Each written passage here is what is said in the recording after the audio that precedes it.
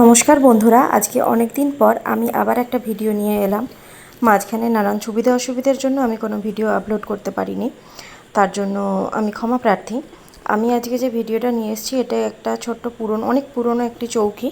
এটা একটা জল চৌকি বলা যায়, এতে নানান রকমের পুজো হয়। আমার বাড়ির গোপীনাথের জন্য আমি এই চৌকিটি রং করছি। আমার বাড়িতে প্রত্যেক সংক্রান্তিতে সত্যনারায়ণের পুজো হয়, বাবা সত্যপীরের পুজো যেটাকে বলা হয়, সেই কারণে আমি এটিকে লাল রং করব। আর তোমরা আমাকে শেষে সমস্তটা দেখে জানাবে যে এটা কেমন হলো। তবে আজকালকার যুগে একটা জিনিস আমি খুব বেশি পরিমাণে লক্ষ্য করছি যে সোশ্যাল মিডিয়াতে বিভিন্ন বিগ্রহকে যেভাবে সমস্ত কিছু প্রকাশ্যে দেখানো হচ্ছে, সেটা আমার কাছে খুব একটা বেশি ভালো লাগে না। কিছু কিছু জিনিস গোপনীয়তার মধ্যে থাকাটাই আমার মনে হয় অনেকটা বেশি ভালো। যেমন ঠাকুরের স্নান, ঠাকুরের চক্ষুদান, ঠাকুরকে খাওয়ানোর দৃশ্য, এই জিনিসগুলো এতটাই প্রকাশ্যে আসছে যেখানে মনে হচ্ছে যে দেখনদারিটা বেশি হয়ে যাচ্ছে, যেখানে ভক্তি জিনিসটা অনেকটা কম হয়ে যাচ্ছে। আমি জানি না সেটা সত্যি কি না, এটা আমার নিজস্ব ব্যক্তিগত অভিমত আমি প্রকাশ করলাম। তোমাদের এই বিষয়ে কার কী মত, বা এই বিষয়টাকে তোমরা কে কেমন চোখে দেখছো সেটা আমাকে একটু কমেন্ট করে জানিও। আর এটা যেহেতু আমার নতুন চ্যানেল, আমি নিজেকে প্রথম প্রকাশ করছি, তাই তোমরা প্লিজ আমার একটু পাশে থেকো আর একটু কমেন্ট করে জানিও আমার ভিডিও তোমাদেরকে কেমন লাগলো। আর এখানে আমি রাত্রে আমার এখনও ঠাকুরকে শোয়ানোর জন্য আলাদা করে কোনো বিছানার ব্যবস্থা নেই।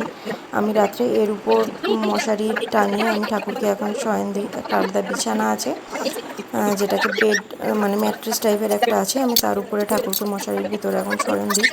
তো সেই হিসেবেই আমি আমার ছোট্ট গপুর জন্য এটা করছি। কেমন হলো তোমরা আমাকে নিশ্চয়ই জানিও।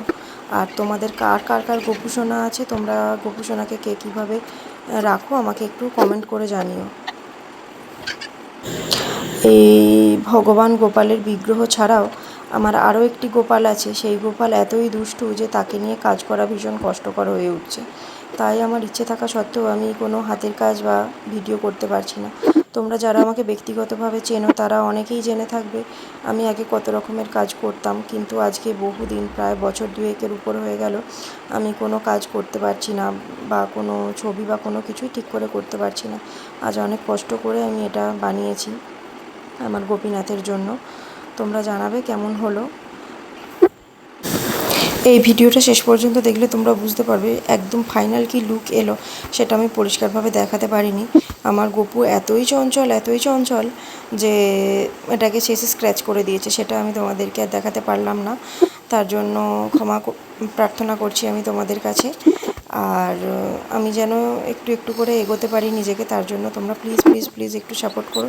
আর যদি ভিডিও তোমাদের পছন্দ হয় তাহলে একটা লাইক আর একটা কমেন্ট, আর যদি খুব সম্ভব হয় একটা শেয়ার করে দিও, তাহলে আমার চ্যানেলটাকে প্রমোট করার জন্য আমার খুব উপকার হবে।